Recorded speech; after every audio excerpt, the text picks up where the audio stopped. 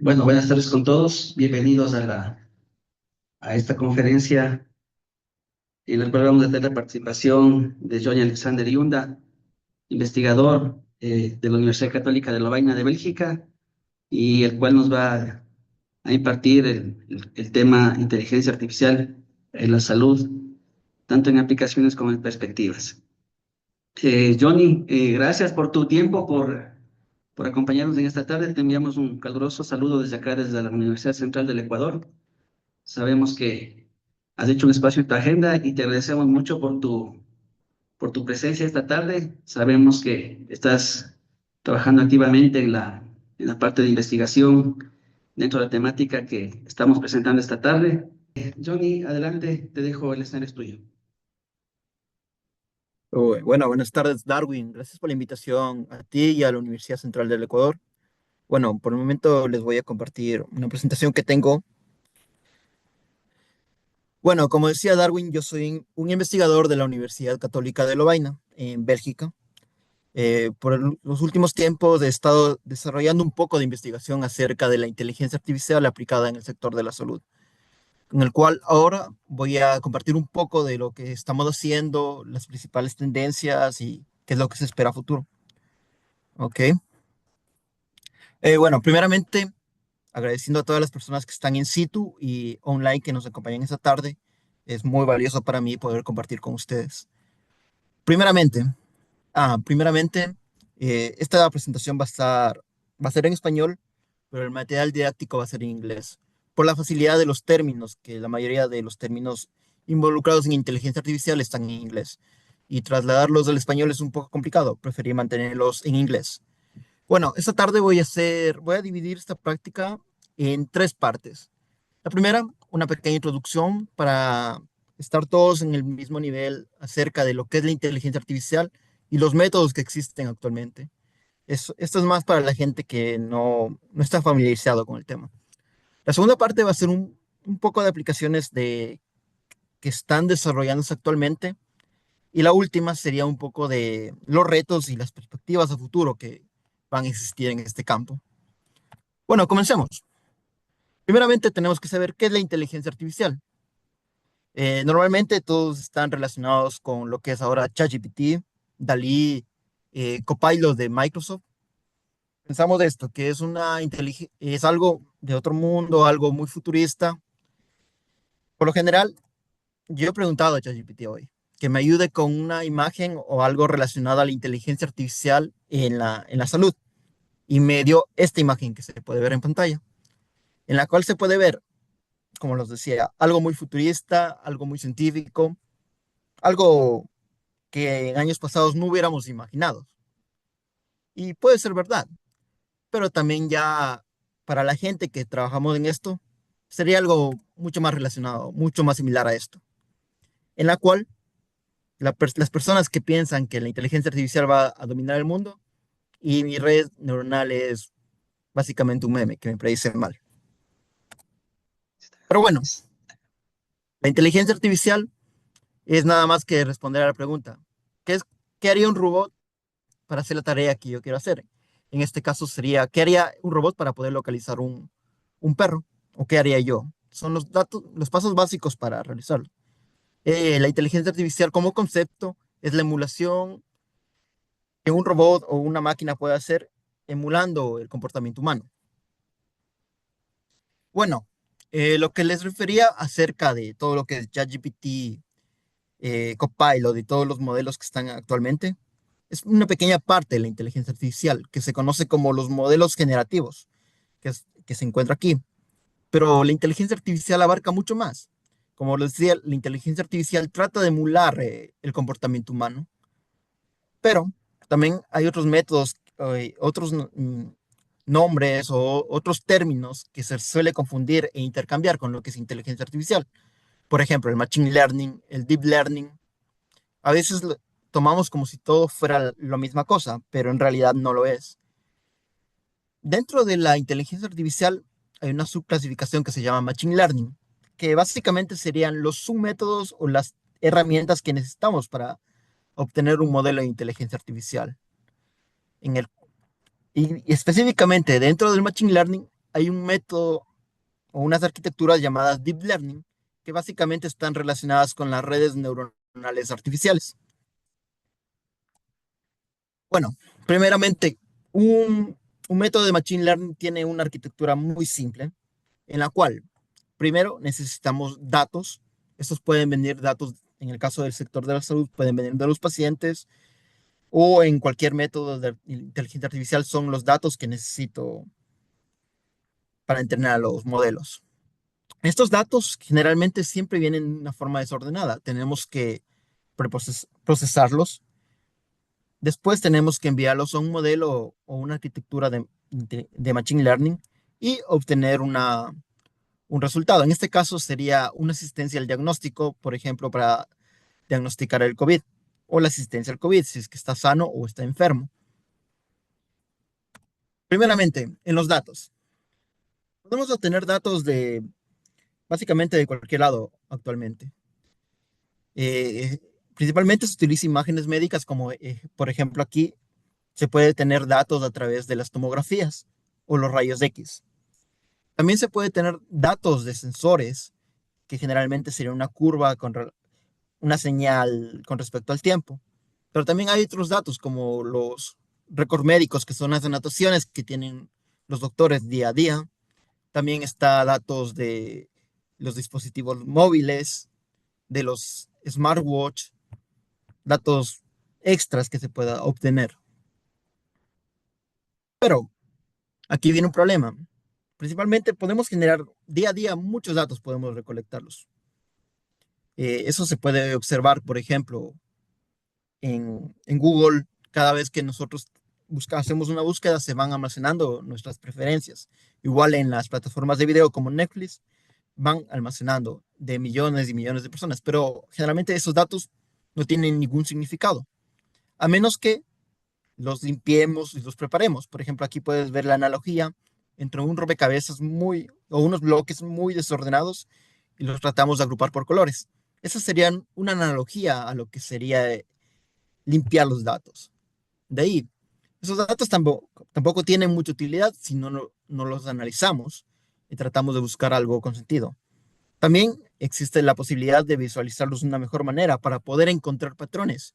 Y lo más importante, tener una historia que contar, porque los datos brutos no son nada si es que no se tiene una interpretación de ellos. Ahora, ¿cómo los preparamos o cómo los limpiamos? Actualmente hay muchos métodos. Podemos utilizar la matemática básica como sería la imputación, el comportamiento de los datos imbalanceados, normalizarlos, remover redundancias de combinaciones lineales. También podemos hay unas técnicas que se llaman feature selection o selección de características. Escoger las mejores características de los datos y escoger las más relevantes. También podemos aplicar lo que se llama feature generation, que trata de transformar las características en unas nuevas, con algo con sentido. O también hay herramientas como, por ejemplo, AutoML, que sería Auto Machine Learning, que automáticamente trata de encontrar las relaciones que existen en los datos. Por otra parte, les había mencionado lo que es el Machine Learning y el Deep Learning. Ambas tienen las mismas arquitecturas. Necesitamos una entrada, en este caso los datos. En Machine Learning es un poco más complejo porque tenemos que extraer las mejores características y enviarlas al modelo y van para obtener una salida, o en este caso sería detectar una enfermedad. En el caso de Deep Learning, como es un poco más complejo, se puede utilizar técnicas redes neuronales que en este caso serían mucho más complejas, pero me evitaría esta parte de la extracción de características. Bueno, modelos de Machine Learning. Son modelos matemáticos que tratan de obtener un modelado del sistema o de los datos. En este caso puede ser una simple regresión lineal que trata de dividirme los datos positivos en datos negativos. Puede haber muchos modelos un poco más complejos como las religiones logísticas, los modelos de Bayes, KNN, trata de agrupar datos, Random Forest, SVMs que son Super Vector Machine, Todos tienen el mismo fin, tratar de dividir los datos en subconjuntos. Ahora, ¿qué es lo que son los modelos de Deep Learning? En este caso, tenemos la base es una red neuronal. ¿Qué sería esto? Una red neuronal artificial trata de emular las neuronas que tenemos nosotros como personas. A base de una entrada, tiene un impulso y me va a dar una salida. Por ejemplo, este bloque azul sería una neurona. Si agrupamos muchas neuronas como agrupa nuestro cerebro, tenemos una red neuronal. Ahora, si lo hacemos mucho más complejo, esta red neuronal le aplicamos lo que se llama mapas de convoluciones, obtenemos muchas redes más complejas y sería una red neuronal convolucional. Si aplicamos un, una interconexión temporal, serían redes neuronales recurrentes, long term memories, que estas redes son aplicadas ya en el procesamiento del lenguaje natural. Y aquí también tenemos lo que son los autoencoders, que sería la base de lo que es ChatGPT, que vendrían a ser los modelos generativos. ¿Qué es lo que hace un autoencoder? Por ejemplo, una entrada, una imagen, trata de aprender todas las características de esa imagen mientras las va haciendo más pequeñas hasta encontrar la representación mínima. Y después lo voy volviendo a reconstruir hasta tener la imagen o los datos de entrada, los mismos datos de entrada. Ya, ahora venimos a lo que sería un poco más importante, lo que estamos ahora en lo que sería ChatGPT, modelos generativos. Como la palabra lo dice, tratan de generar nueva información a partir de los datos. Por ejemplo, ustedes cuando meten un prompt o meten una pregunta a ChatGPT, por ejemplo, pueden decir, ¿qué día es hoy? Una, una pregunta muy simple. Los modelos van a tratar de, a partir de los datos ya conocidos, generar nuevos datos. Estos modelos, generalmente entre los más populares están los autoencoders, los modelos autorregresivos, los modelos de flujo y eso serían las GANs, que serían los Generative Adversarial Networks, que se utilizan básicamente en la generación de datos sintéticos o nuevos datos.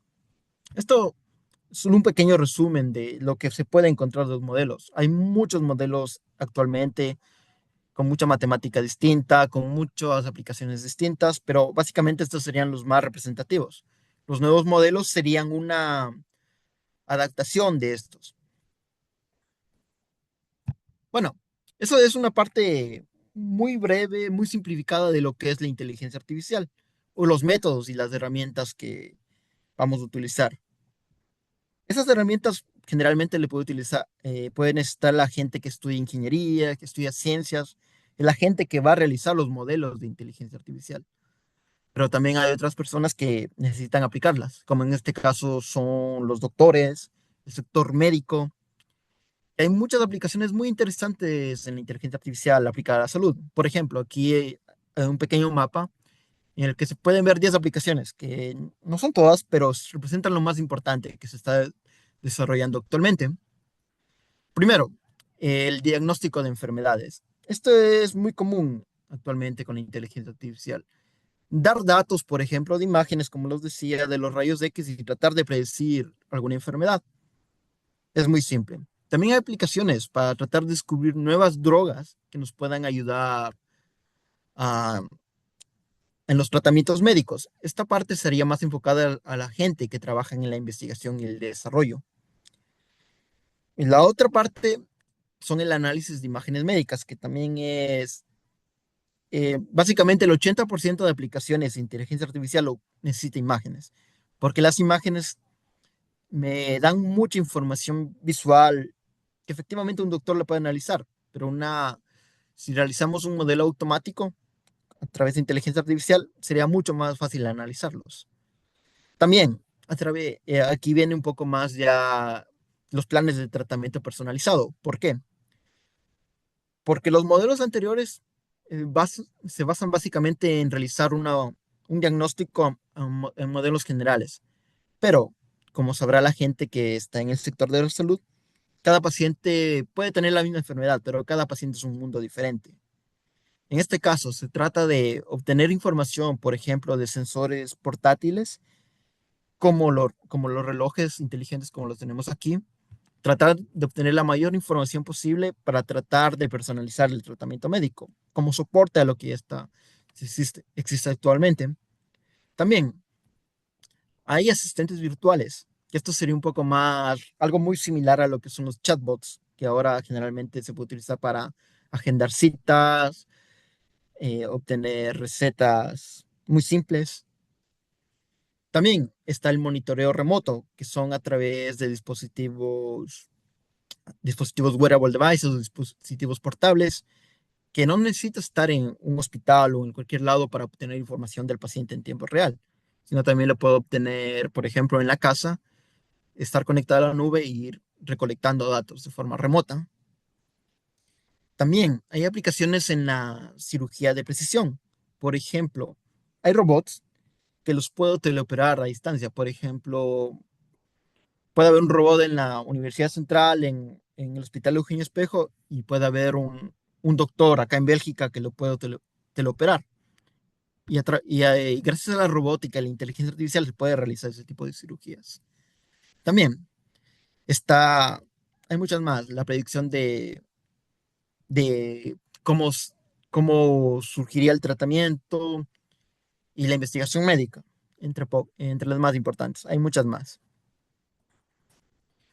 Bueno, ahora ya les voy a mostrar un ejemplo ya un poco más visual que se pueda observar de lo que es cómo se puede utilizar la inteligencia artificial. Por ejemplo, esta es una aplicación llamada Imitum Wound App, que básicamente se trata en el manejo de heridas. ¿Qué es lo que hace Imitum? Toma una imagen y trata de observar en qué proceso está la herida, si está cicatrizando, si está progresando, si es que está granulando. También puedo observar el tamaño de la herida y todo lo hace automáticamente y lo almacena en su base de datos. Por ejemplo, aquí puedo ver un video de básicamente cómo lo hace. ¿Qué es lo que hace? Trata de identificar la marca y segmenta la herida. La obtiene y va obteniendo métricas como el área, la longitud. Esto es muy importante en el sector médico porque ¿cómo lo hace actualmente un doctor? Lo hace a través de reglas, de mediciones, pero a veces también es difícil obtener ese tipo de mediciones y es muy invasivo. Por ejemplo, aquí es un sistema no invasivo porque no estoy interfiriendo en la herida. Esto es una aplicación muy simple que está desarrollada por la Universidad de Ginebra. Otro, como les decía, un caso muy práctico sería la detección del COVID o de enfermedades de neumonía a través de imágenes de tórax, de rayos X. Por ejemplo, aquí se puede ver que a través de la imagen va detectando primeramente, trata de ubicar dónde está el pulmón y trata de predecir si es que tiene neumonía o no. Y esto se realizó utilizando una arquitectura llamada YOLO VX, que básicamente está corriendo en un teléfono móvil, como lo puede ver ahí. Pero ahora también ya viene algo mucho más amigable con el usuario, gracias a los modelos generativos como ChatGPT. Normalmente, como vieron en los ejemplos anteriores, nosotros tenemos que tomar una imagen y tratar de analizarlos por nosotros mismos. Bien está que la inteligencia artificial te da una probabilidad de que exista o no una tal enfermedad, pero no es tan amigable. Pero gracias a los modelos generativos podemos generar texto que nos ayude a realizar una interpretación mucho más simple. En este caso, he utilizado un modelo que está publicado en una revista en Nature que, que trata de enseñar al modelo de cómo analizar los rayos X a través de reportes de un radiólogo. El radiólogo hace un reporte general de lo que pasa en realidad Y el modelo, en este caso se llama Flamingo, trata de emular ese reporte. Y mientras más reportes los hagas, mucho más preciso va a ser el proceso. Lo importante de esto es que el reporte va a ser ya un texto, ya te va a dar algo mucho más resumido, que es muy importante para el médico poder tener ese tipo de reportes simplificados y no estar tratando de analizar las imágenes desde el principio. Otro ejemplo que también existe, que sería actualmente el Gemini, es una inteligencia artificial realizada por Google, por DeepMind, también está llevándose al campo médico, como en este caso sería MedGemini, que trata de tener, como les decía, información de muchos tipos de datos, de, puede ser de la misma enfermedad, de todos los datos, y trata de combinarlos en un solo modelo y tener la aplicación, por ejemplo, clasificar el tipo de enfermedad, generar un reporte 2D, una tomografía 3D. Y esto sería una aplicación de lo que está realizando Google DeepMind en estos días. También, no sé si han visto o han visto que en ChatGPT o en este caso en Gemini se puede ingresar una imagen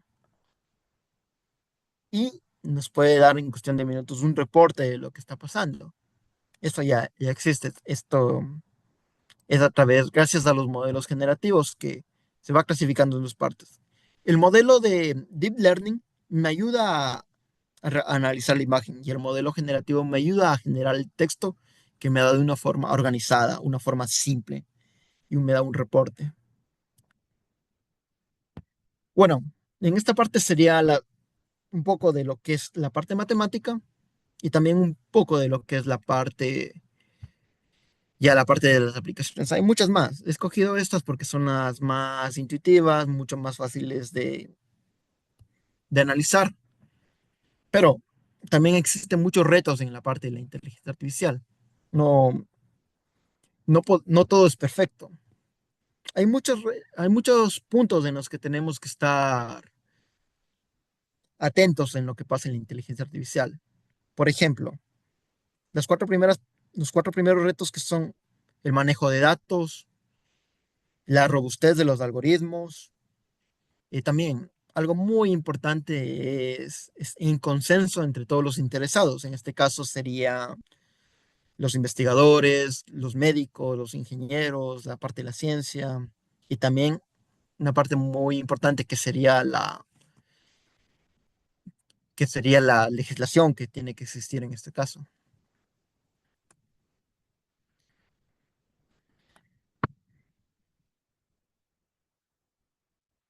Bueno, vamos primeramente con la parte de los datos. No es nuevo que existe un problema en las pruebas clínicas que se necesita mucha información y en este caso se puede necesitar información sensitiva que no, que generalmente cuando se hacen las pruebas clínicas no se puede permitir compartir datos de información personal de las personas. Eso está contra la ley.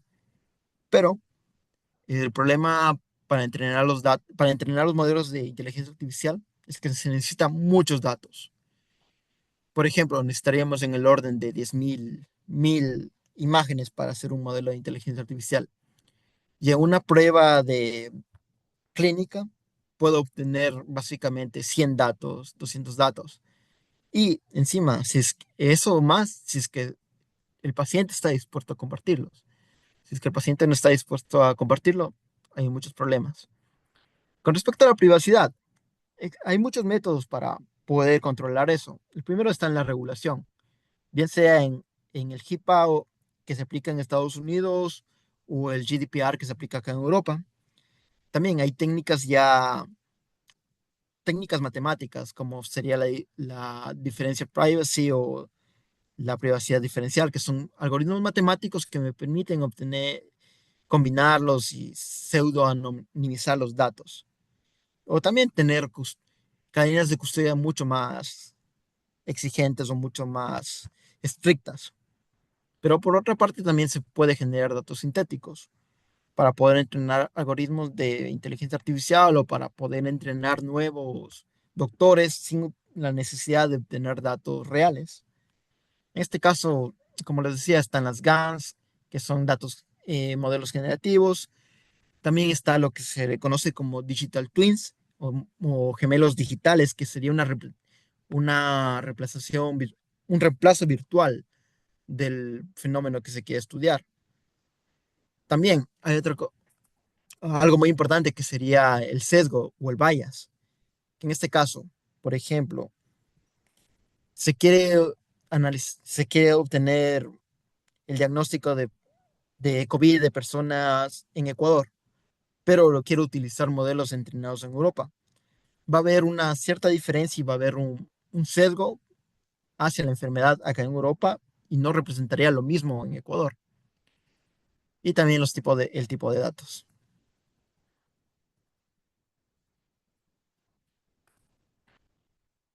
Ya, ahora vamos con la robustness, el, que el algoritmo tiene que ser confiable. Generalmente, un algoritmo solo ve unos y ceros, ve datos. Y generalmente existen casos en los que se les puede confundir a los algoritmos. En este caso, se trata de reconocer un perro chihuahua.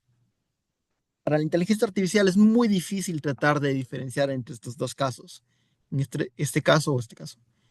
Las personas los podemos hacer porque ya hemos sabido diferenciar el por qué, pero un algoritmo de inteligencia artificial, ¿qué es lo que va a hacer? Tratar de buscar patrones, buscar este patrón de acá de la nariz, este patrón de acá de los ojos, el color, tienen el mismo color.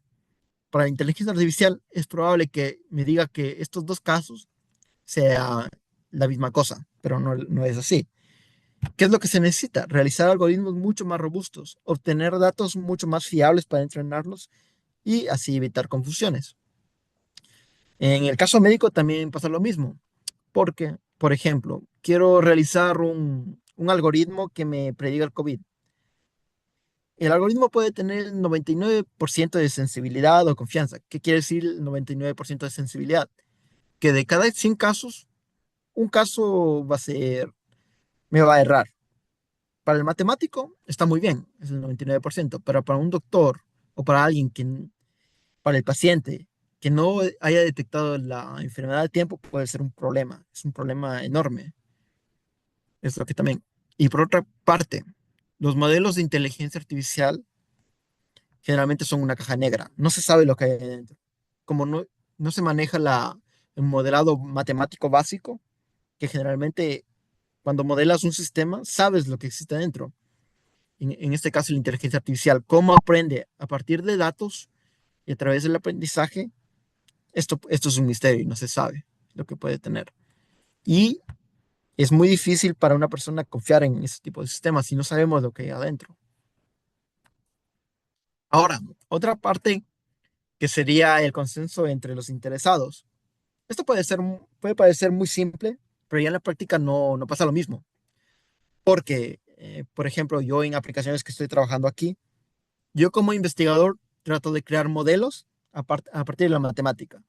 Me importa mucho la matemática, pero los doctores están enfocados en su propio mundo, quieren llevar el proyecto a su propio campo. Ya, también está las personas que hacen las leyes. Ellos están regulando también a base de su conocimiento. Los pacientes también están en su mundo, pero no es muy difícil integrar todos en un mismo sistema. Se trata de hacerlo, pero es muy complejo y esto se debería prestar mucha atención. También de las personas, de las farmacéuticas, de las personas que dan fondos para este tipo de proyectos y para aplicar estos sistemas, es muy difícil también llegar a un acuerdo a veces. Y la otra parte que sería la legislación. Generalmente, como estamos en aplicaciones médicas, se va a regir con una legislación. Y un sistema de inteligencia artificial entra como en la categoría de un dispositivo médico. Y pues como un tomógrafo, como una máquina de rayos X, entra en la misma categoría. Por lo tanto, tiene que estar legislado.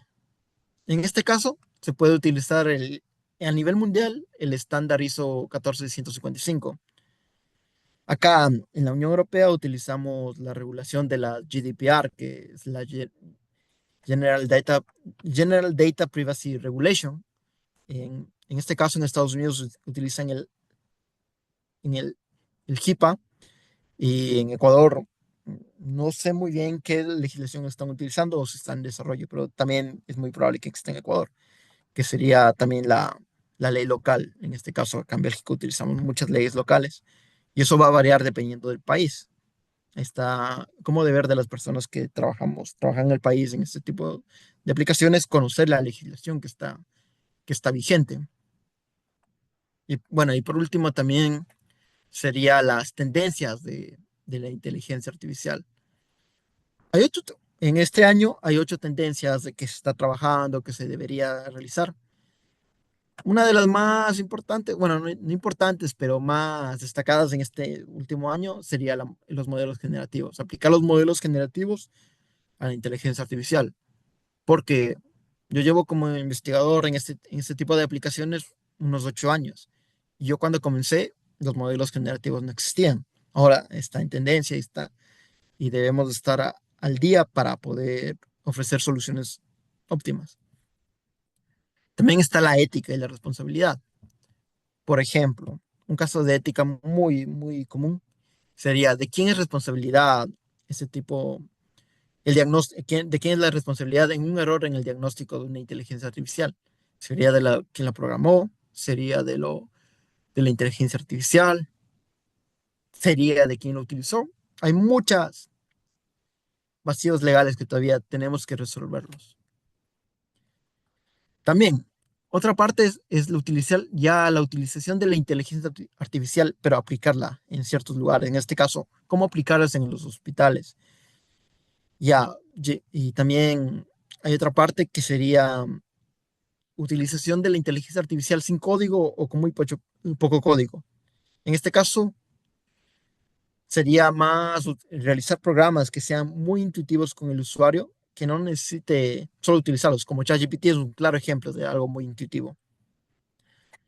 Otra aplicación sería la inteligencia artificial multimodal, que básicamente es obtener datos de diferentes fuentes, como por ejemplo los reportes médicos, las imágenes de tomografías, las pruebas de sangre, pruebas de orina, toda la información necesaria. Tratar de modelarlas todo en un sistema es muy complejo actualmente, pero esa información se refiere a la misma enfermedad. Por lo tanto, debemos ser capaces de generar modelos que puedan realizar ese tipo de aplicaciones. También la inteligencia artificial en la investigación científica, que vendría más en el caso del sector en la academia, en lo que estamos actualmente nosotros. La legislación, la ciberseguridad, que también sería la protección de datos, evitar que los datos se fuguen. Y también el comercio, bueno, el comercio y el turismo, que sería muy importante tener esas aplicaciones. Muchas gracias, John Alexander, por tu grandiosa exposición. Realmente nos has dado mucho material muy interesante para este campo que, al menos en el Ecuador, está recién pues tomando fuerza. Y de hecho, aquí en la Universidad Central, el Grupo Galileo y la Facultad de Ciencias están empeñados en poner en discusión estos temas y con tu contribución pues nos has delimitado de gran manera. Sí, Te sí, queremos bueno, también, a nombre de la Universidad Central, la Facultad de Ciencias, el Grupo de Investigación Galileo, te agradecemos por haber acudido a esta conferencia. Nos has dejado obviamente con muchas expectativas y reconocemos tu trabajo de largos años en el campo. Estoy seguro que vamos a seguir acudiendo a ti para que podamos seguir dialogando en este campo que realmente en la Universidad Central estamos impulsando y obviamente agradecer también a las personas que se han conectado desde diferentes instituciones, las personas que están presentes aquí en el auditorio y realmente ha causado mucha expectativa este, esta conferencia. Y Alexander, te enviamos un caluroso saludo desde aquí, desde Ecuador. y te comprometemos para que nos sigas colaborando, pues, con tu experiencia de investigación, larga data que tienes y con tus propuestas que tienes también en muchos proyectos, para que también nos sigas compartiendo. Eh, Te agradecemos, no sé si tienes algunas palabras finales, Alexander, de nuestra parte, pues te agradecemos infinitamente. Bueno, Darwin, gracias a ti, a la Universidad Central, por este tipo de iniciativas. Es muy importante para la academia tratar de buscar nuevo conocimiento, tratar de conocer lo que está pasando actualmente en este campo. Actualmente es una charla muy corta. Espero que les haya servido por lo menos algo. Y por mi parte, si es que tienen preguntas, ahí está mi contacto. No duden en preguntarme al correo, bueno, en LinkedIn. Y bueno, gracias. Gracias por todo. Gracias, Alexander. Gracias a todos y por el saludo a la distancia. Te agradecemos, Alexander, por tu presencia. Gracias a todos. Una buena tarde. Buena tarde, muy gracias, muy amables por la invitación. Pásenme bien, buena tarde.